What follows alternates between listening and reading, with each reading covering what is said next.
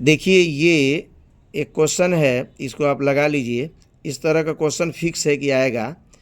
किरण आरेख का उपयोग करके अवतल दर्पण द्वारा बने प्रतिबिंब की स्थिति एवं प्रकृति दिखाइए जब वस्तु को वक्रता केंद्र और फोकस के बीच रखा जाए। ये कहीं भी रख के पूछ सकता है, ध्रुव और फोकस के बीच रखा जाए, या वक्रता केंद्र पर रखा जाए, या अनंत पर रखा जाए, या फोकस बिंदु पर रखा जाए, या वक्रता केंद्र से दूर रखा जाए। ये एक स्थिति फिक्स है कि ये 4 नंबर का क्वेश्चन आएगा, इसको आप लगा लीजिए। दूसरा प्रश्न देखिए, ये भी फिक्स क्वेश्चन मैं फिक्स कर रहा हूँ कि इतना सेंटीमीटर लंबा हो, ये अंक बदल सकता है लेकिन सवाल इसी तरह का आएगा, इस तरह का लगेगा। 50 सेंटीमीटर लंबी 5 सेंटीमीटर लंबी लंबाई की कोई वस्तु है जो 30 सेंटीमीटर त्रिज्या के किसी दर्पण के सामने 20 सेंटीमीटर की दूरी पर रखी गई है, तो प्रतिबिंब की स्थिति प्रकृति और आकार बताइए। इस तरह का सवाल फिक्स है कि आएगा एक। देखिए एक ये सवाल है, किसी 4 ओम प्रतिरोधक में प्रति सेकेंड इतना जूल ऊष्मा उत्पन्न हो रहा है, प्रतिरोधक के सिरों पर विभवांतर गति। देखिए यहाँ बदल के दे सकता है, ये यहाँ 400 कर सकता है, तो इसको जो है प्रतिरोध के सिरों पर विभवांतर निकालना है। पहले आर निकाल दीजिए, आई निकालिएगा। आई बराबर होता है रूट एच बटे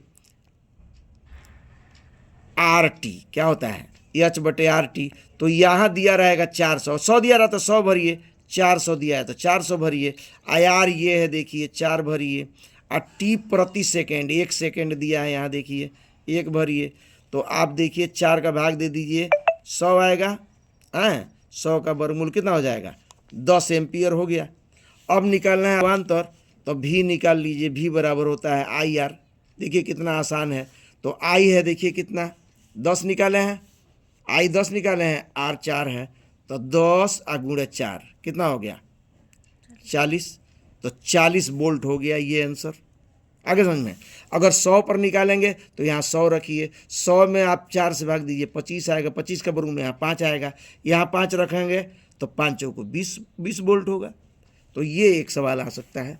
अगला सवाल देखिए, ये पता ना सिलेबस से निकल गया कि है, ये मुझे मालूम नहीं है, लेकिन अगर ये आ जाए तो आप ज़रूर लगावें कि नामांकित आरेख खींचकर किसी विद्युत जनित्र का मूल सिद्धांत और कार्यविधि। और इस तरह का चित्र बनता है, इसमें इस तरह का जो है चित्र बनता है। इस तरह का आप चित्र बना दीजिए, देख रहे हैं, जिस तरह बैट नहीं बनता है क्रिकेट का, उसी तरह से बना के ऐसे कर दीजिए। इसमें जो है यहाँ यहाँ यस 2 जो है चुंबक दिखा दीजिए। ABCD जो है ये आर्मेचर है, समझ में। और ये यहाँ जो है ऐसे कर दीजिए, यहाँ जो है ब्रूस लगा रहता है 2 गो, और ये सर्पी बलय होता है। ये 4 भाग इसके होते हैं। एक क्षेत्र चुंबक जो यस होता है, एक जो है ये देखिए आर्मेचर, एक जो है सर्पी बलय, एक ब्रूस। इसको लिख करके उसके बारे में लिख दीजिए, 6 नंबर का क्वेश्चन तैयार हो जाएगा। इसमें भी सेम वैसे ही चित्र बनेगा, एकदम सेम, बस ये कार्य थोड़ा इसका अलग हो जाएगा। विद्युत जनित्र का कार्य आप लिख दीजिएगा कि यह विद्युत ऊर्जा उत्पन्न करता है, यानी आंतरिक ऊर्जा को विद्युत ऊर्जा में बदलता है। और जब ये विद्युत मोटर आ जाए, यहाँ देखिए विद्युत मोटर, तो चित्र ऐसे ही बनाइए सेम, लेकिन विद्युत मोटर जो है विद्युत ऊर्जा को यांत्रिक ऊर्जा में बदलता है। इसमें पहले बिजली आती है फिर चलता है, और इसमें ये चलता है तब बिजली आती है। दोनों में यही फ़र्क है। देखिए आपके सिलेबस में है कि नहीं, इसको आप देख लीजिएगा। अब आइए ये देखिए सवाल कितना बढ़िया है। इसमें संरचना सूत्र आप बना लीजिए। इसको मेथेनॉल है, प्रोपाइन है, पेंटेनोन 3 है, ब्यूटेनोन 2 है। इसका संरचना सूत्र आप बना लीजिए। प्रकार है ये देखिए लिखा है, कुछ तत्वों के परमाणु क्रमांक नीचे दिए गए हैं। इस तत्व का नाम बताना है और आवर्त सारणी में समूह और आवर्त। देखिए ये बड़ा आसान है। इसका तो पहले नाम आपको याद करना पड़ेगा कि 12 परमाणु क्रमांक किसका होता है, 17 परमाणु क्रमांक किसका होता है, 18 और 20 किसका होता है। देखिए 20 जो है वह कैल्शियम कार्बोनेट का होता है। अरे समझ में, तत्व लेंगे तो ये देखिए ये क्लोरीन का होता है। अरे समझ में, जैसे 12 जो है कार्बन का परमाणु भार होता है कि नहीं होता है। अब ये परमाणु क्रमांक दिया है, अरे समझ में, तो तत्व का नाम याद कर लीजिए इसका, चारों का। आवर्त सारणी में स्थान निकालना है तो इसे बांट दीजिए। इससे इसको 12 है तो ऐसे बांटा जाता है, 2 8 18 32 बांटा जाता है ना, तो 2 8 10 हो गया, 2 हो गया ना 12। तो ये सबसे अंतिम वाला आप देख लीजिएगा ये आवर्त और समूह ऐसे गिन लीजिए, अरे समझ में, तो ये हो जाएगा कि कितने समूह है इसके, और लास्ट वाले को शायद आवर्त कहते हैं। इस दोनों को देख लीजिएगा ठीक से, ये देख लीजिए। इस तरह का क्वेश्चन बहुत ज़्यादा आ रहा है, इसको आप जरूर देख लीजिए, इसको कायदे से शूट कर दीजिए, वो लोग देख लेंगे। देखिए लिखा सोडियम सल्फेट, अरे समझ में, सोडियम सल्फेट NaSO4 आप plus barium chloride BaCl2 gaps, आप बेरियम सल्फेट दिया है यानी BaSO4, और जो बचेगा यहाँ NaCl बचेगा, यहाँ ऐसे बना देगा, यहाँ तो जगह नहीं। आप इसको देख लो किताब से, अगर आप बनाने लगेंगे तो कम क्वेश्चन हो जाएगा, इसलिए आप लोग स्वयं इसको बनाएं, समझ में। हाँ कुछ बना, जैसे मरकरी ऑक्साइड को गर्म करेंगे क्या बनता है, मरकरी प्लस ऑक्साइड में क्या बनेगा, जिंक और सल्फ्यूरिक अम्ल, जिंक सल्फेट बनता है ना, ऐसे लेते हैं ना, Zn आप प्लस H2SO4 क्या बन जाता है, ऐसे बन जाता है, ZnSO4 बनता है, आप प्लस H2 बनता है। तो इस तरह से देख और देख लीजिए इसको बढ़िया से, ठीक से इसको आप लगा लीजिए। ये देखिए सवाल, हाइड्रोकार्बन की दहन अभिक्रिया, हाइड्रोकार्बन की दहन अभिक्रिया, आप मेथेन वाला लिख दीजिएगा, वो भी हाइड्रोकार्बन है ना, ये वाला दहन वाला CH4 लिख दीजिए, 2O2 हैं, गैप्स करके CO2 प्लस 2H2, यही ना होता है, आप लोग तो जानते हैं इसको, ये बना लीजिए आराम से। कार्बनिक यौगिक में जो है प्रतिस्थापन अभिक्रिया, ये याद कर लीजिए। हाइड्रोजनीकरण याद कर लीजिए, बहुत इंपॉर्टेंट है। ये बायोलॉजी से क्वेश्चन है, ऑक्सी और अनाक्सी श्वसन में दो अंतर। अरे ऑक्सी श्वसन में ऑक्सीजन की आवश्यकता, ऑक्सी श्वसन में ऑक्सीजन की आवश्यकता होता है, और अनाक्सी श्वसन में ऑक्सीजन की आवश्यकता नहीं होती है। ऑक्सी श्वसन जो है मनुष्य में, जंतुओं में, पौधों में होता है। अनाक्सी श्वसन जो है जो अनाज वगैरह जो ड्राम वगैरह में रखा जाता है, या सूक्ष्म जीव हैं, छोटे जीव जो रहते हैं उसमें होता है। इसको ठीक से देख लीजिए। लसिका और रुधिर में अंतर दिखवाया गया होगा आपको कि लसिका जो है वो रंगहीन होता है, रुधिर लाल होता है। लसिका में CO2 अधिक होता है, रुधिर में CO2 कम होता है। लसिका में जो है O2 कम होता है, रुधिर में O2 अधिक होता है। लसिका भी जो है घाव भरता है, रुधिर भी घाव भरता है। लसिका जो है वो CO2 का परिवहन करता है, रुधिर जो है वो O2 का ज़्यादा परिवहन करता है। तो दो ही अंतर कह रहा है, मैं आपको कई अंतर बता दिया, इसको आप देख लीजिए आराम से, समझ में। उसके बाद लिखा है कायिक जनन किसे कहते हैं, बड़ा आसान परिभाषा है इसका कि पौधों में बीजों के अलावा, बीज को छोड़कर पौधे के किसी अन्य भाग से, जैसे आपका तना, पत्ती, समझ में, या जड़ से नया पौधा पैदा करना कायिक जनन कहलाता है, समझ में। अगला लिखा है हृदय का क्या कार्य है। आप जानते हैं हृदय कौन सा काम करता है, रुधिर को पंप करता है पूरे शरीर में, अब पूरे शरीर से रुधिर को हृदय में अपने खींचता है। तो ये हृदय का जो है काम है, रुधिर परिसंचरण का कार्य करता है, समझ में। क्या नंबर का है ये, 1 नंबर का दिया है, तो आराम से लिख देंगे कि रुधिर परिसंचरण का कार्य करता है हृदय। अगला क्वेश्चन देखिए, आइए देखिए एक प्रश्न इसमें दिया है, ये देखिए कितने छोटे छोटे भागों में ये बांट दिया है, देख रहे हैं। कह रहा है कि रसायन संश्लेषण क्या होता है, 1 नंबर का ये हो जाएगा।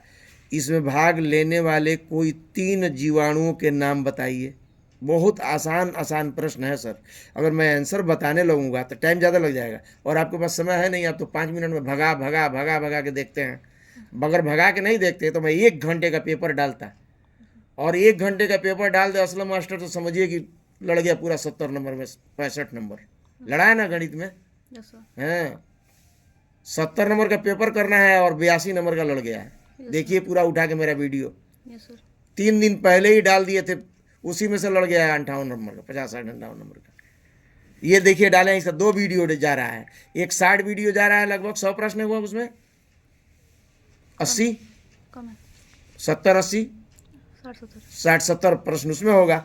आइए बड़ा वीडियो डाल रहे हैं, इसको आप देखिए, इसमें आंसर नहीं डाल रहे हैं। आप किताब से पढ़ लीजिए, परसों इम्तहान है आपका, मेहनत कर लीजिए, इसको देख लीजिए। अगला प्रश्न देखिए, ट्रिप्सिन जो है वो प्रोटीन पचाता है, अरे समझेंगे। हाँ तो ये एंजाइम, 4 गो एंजाइम लिख लीजिए। एंजाइम का कार्य 1 नंबर का है, नहीं 4 नंबर का है। 4 ठो एंजाइम लिख दीजिए, चारों एंजाइम का कार्य लिख दीजिए, हो जाएगा आपका। अगला प्रश्न करा, निम्नलिखित को संक्षेप में समझाइए। डार्विनवाद और लैमार्कवाद है सिलेबस में आप लोगों के, देख लीजिएगा इसको, अगर हो तो इसको याद कर लीजिए। आगे देखिए, पुष्प में निषेचनों पर, निषेचन के बाद कहता है निषेचन प्लस उपरांत, इसको जोड़ दिया है के में, तो निषेचनो उपरांत हो गया। गजब जो है हिंदी पढ़ा रहे हैं लोग। निषेचन के बाद बोलना चाहिए, निषेचन के बाद, अरे समझ में, यानी निषेचन के उपरांत होने वाले परिवर्तनों का वर्णन कीजिए।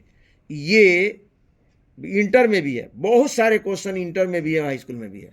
तो मैं ये डाला हूँ इंटर में, बताया हूँ लोगों को कि क्या क्या परिवर्तन होता है। यानी उसका जो वाह्य दल है वो मुरझा के गिर जाता है, हैं, उसके बाद दलपुंज भी मुरझा के गिर जाता है, अरे में एंड्रोसियम भी ख़त्म हो जाता है, गायनेशियम में अंडाशय से अंडा फल बन जाता है, हैं, बीजांड से बीज बन जाता है। इसको आप विस्तार से लिखिए, आपके क्वेश्चन में है। और अगला क्वेश्चन देखते हैं, ये 1 नंबर का सारा क्वेश्चन मैं भेज दिया हूँ आपको, आप उसको पढ़ लें। ये देखिए, ये 1 नंबर का जितना देख रहे हैं ना, ये सब जो है आराम से दिखाइए धीरे धीरे, ये सब क्वेश्चन में मैं डाला हूँ। 1 नंबर का क्वेश्चन मैं सब डाल दिया हूँ, ये देख लीजिए टोटल, ये टोटल पड़ा हुआ है, ठीक से देख लीजिए, टोटल मैं डाल दिया हूँ, इसको पढ़िए। इसमें से बहुत लड़ रहा है, क्योंकि मैं गणित में इसी तरह का पेपर डाला था 4 गो, और चारों पेपर से मिला के 70 नंबर का लगभग अड़ गया है, वो लड़ गया एकदम। लड़के लिख रहे हैं कि 100% लड़ गया है। इसको देख लीजिए, ये भी डाला हुआ है, उसको ठीक से ले लीजिए बढ़िया से। हाँ, ये भी मैं डाल दिया, इस पर निशान लगा हुआ है, इससे आप याद कर लेंगे, लाल निशान लगाया हूँ मैं सब पर। हाँ, इससे भी आप पढ़ सकते हैं। यहाँ तक ये बता दे रहा हूँ मैं, विधिवत यहाँ लाइए नीचे। कह रहा है कि किरण आरेख का उपयोग करके, देखिए आ गया ना इसमें भी, कि किरण आरेख का उपयोग करके अवतल दर्पण से बने प्रतिबिंब की स्थिति और दिखाइए। उसमें भी था, उसके पहले दिखाई देना। ये भी छोटा क्वेश्चन मैं आपको भेज दिया हूँ, ये देखिए, इसको आप आंसर देख लीजिएगा, इसमें लगा हुआ है, देखिए आंसर, ये देख लीजिए। नहीं तो क्यों नहीं, वो भी देखेंगे लोग, उसमें ज़्यादा है। ये 40 प्रश्न हो रहा है, वो 60 डाला गया है। ये मेरा ज़रूर देखिए, 20 मिनट का है लगभग।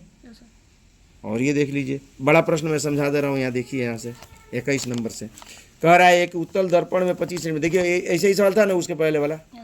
देखिए कि एक उत्तल दर्पण से 25 सेंटीमीटर की दूरी पर रखी वस्तु का प्रतिबिंब वस्तु की लंबाई के आधा बनता है। इसमें देखिए दूसरा कुछ नहीं दिया, एक ही अंक दिया है।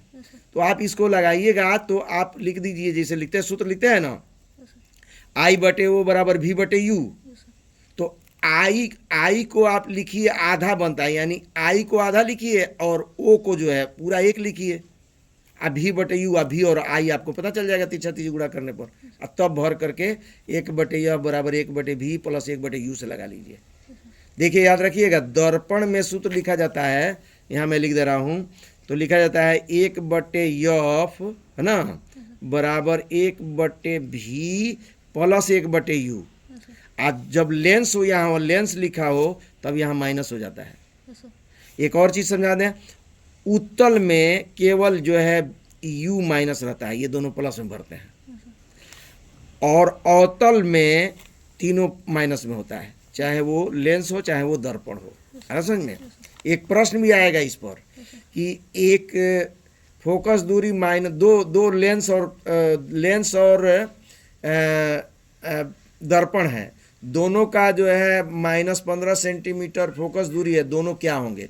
तो दोनों होंगे अवतल, दिए हैं हम आपको।